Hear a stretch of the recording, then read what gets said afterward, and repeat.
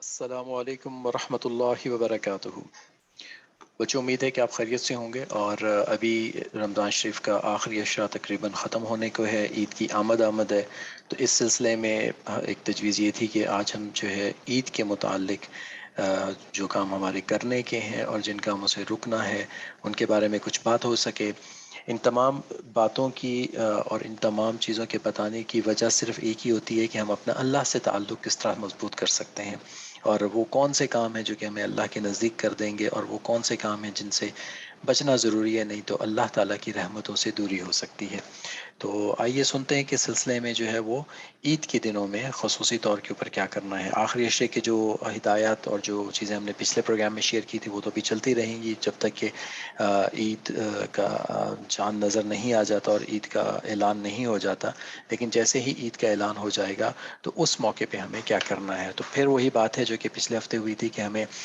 بالواسطہ indirect اور بلا واسطہ ڈائریکٹ تعلق اللہ سے بنانا ہے۔ اس کی کیا ترتیب ہوگی عید کے دنوں میں، تو یہ تھوڑا سا اس پہ بات کرتے ہیں، اس کے اوپر ہم سمجھتے بھی ہیں اور پھر سوچتے بھی ہیں کہ ان چیزوں کے اوپر عمل کیسے ہوگا۔ تو سب سے پہلے یہ ہے کہ صدقۃ الفطر جو ہے یہ ادا کیا جاتا ہے۔ اگر آپ کے گھر والوں نے دے دیا ہے تو بہت اچھی بات ہے، نہیں دیا تو ان سے کہیں کہ وہ ادا کر دیں۔ اور صدقۃ الفطر جو ہے یہ تمام لوگوں پہ ہوتا ہے، جس میں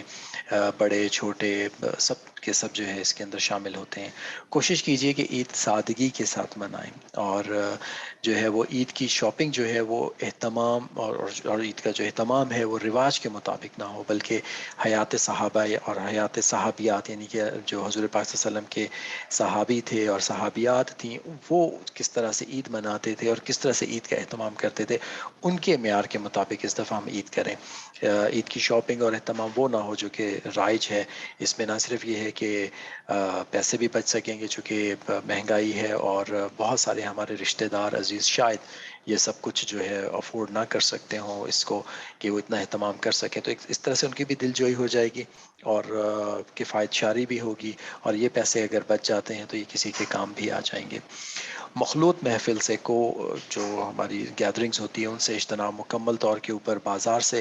دور رہیں، انٹرنیٹ سے دور رہیں اور ٹی وی سے دور رہیں۔ یہ وہ دن ہے جس میں بچوں شیطان جو ہے وہ 30 دن کے بعد آزاد ہو رہا تھا، تو وہ پوری کوشش کرے گا کہ آپ کے پچھلے 30 دن کی محنت کو ضائع کر دے۔ تو اس محنت کو بچانے کا بہترین طریقہ یہ ہے کہ جو بھی جہاں پہ نامحرم ہو وہاں پہ جانے سے گریز کریں، بازاروں کے اندر جانے سے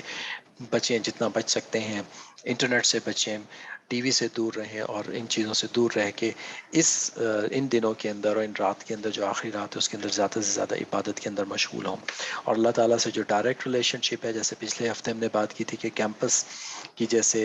قطب نما کی جیسے سوئی جو ہے وہ نارتھ کی طرف رہتی ہے، ایسے ہی جو ہے اپنا دل دماغ اس کو اللہ تعالیٰ کی طرف متوجہ رکھیں۔ عید کی رات کو لیلۃ الجائزہ بھی کہا جاتا ہے، اس کے اندر انعام ملتا ہے، تو اس میں عبادات کا گلدستہ بنائیں، جیسے ہمارے شیخ فرماتے ہیں کہ اس میں جو ہے قرآن پاک پڑھیں، کچھ آپ نوافل پڑھیں، اس کے بعد کچھ آپ تسبیحات پڑھیں، اور پھر جو ہے اس کو دہراتے رہیں، قرآن پاک، تسبیحات اور نوافل۔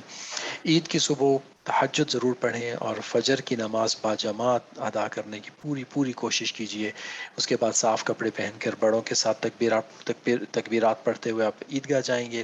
عید کی نماز سے پہلے کوئی میٹھی چیز کھا سکتے ہیں۔ عید کے بعد رشتہ داروں کے گھر ضرور ملنے کو جائیں، لیکن آنکھوں کی حفاظت کریں۔ اسی طرح سے رشتہ دار اگر آپ کے گھر آئیں تو تب بھی جو ہے وہ اس بات کا اہتمام ہو کہ جو ہے پردے کا اور محرم اور نامحرم کا بہت زیادہ اہتمام ہو۔ باقی دن جو عید کا ہے اس میں بھی نمازوں کا اہتمام ظہر اثر مغرب عشاء وقت پہ پڑھیں، اور اس کے بعد چونکہ اگلا دن جو ہے عید کا دن جیسے گزر جاتا ہے اس کے بعد شوال کے 6 روزے رکھ سکتے ہیں۔ ان روزوں کے متعلق جو ہے احادیث میں یہ آتا ہے کہ جو یہ 6 روزے رکھتا ہے وہ ایسا ہی ہے جس طرح اس نے پورے سال رکھے ہوں۔ تو اس کی جو ہے وہ تشریح کچھ یوں بتائی جاتی ہے، کیونکہ رمضان شریف میں جو ہے وہ ہر روزہ 10 کے برابر، تو 30 روزے جو ہیں وہ 300، اور پھر یہ 6 روزے جو ہے 60، تو 360 یعنی کہ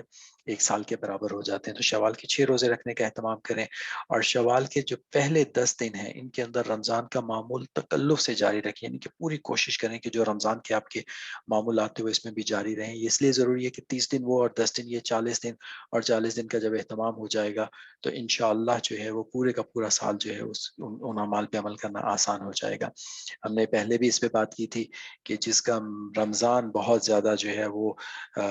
ترتیب کے ساتھ گزر جاتا ہے اس کا سال پورا ترتیب کے ساتھ گزرتا ہے، اور جس کا رمضان جو ہے وہ بے ترتیبی سے گزرتا ہے اس کا باقی سال بھی بے ترتیب ہو جاتا ہے۔ تو کوشش کیجئے کہ شوال کے 10 دن بھی رمضان کے معمولات جاری رہیں، تاکہ پھر انشاءاللہ پورا سال ترتیب سے گزر جائے۔ یہ کچھ وہ چیزیں تھیں جو کہ ہم نے آپ کو بتانی تھی، چونکہ پچھلے ہفتے بھی بتایا تھا آپ کو کہ اس ہفتے ہم لوگ پوری کوشش کریں گے کہ جتنا وقت بچ رہا ہے وہ اللہ کی طرف متوجہ رہیں، تو ہم اس کو بہت مختصر رکھ رہے ہیں، لیکن ہمارے ساتھ رہیے گا۔ عامر عثمان صاحب ابھی جو ہے وہ ان سب چیزوں کا ریویژن بھی کروا دیں گے بڑوں کے پروگرام میں، اور اس کے بعد دعا ہوگی۔ آپ سب سے بھی دعاؤں کی درخواست ہے۔ السلام علیکم ورحمۃ اللہ وبرکاتہ۔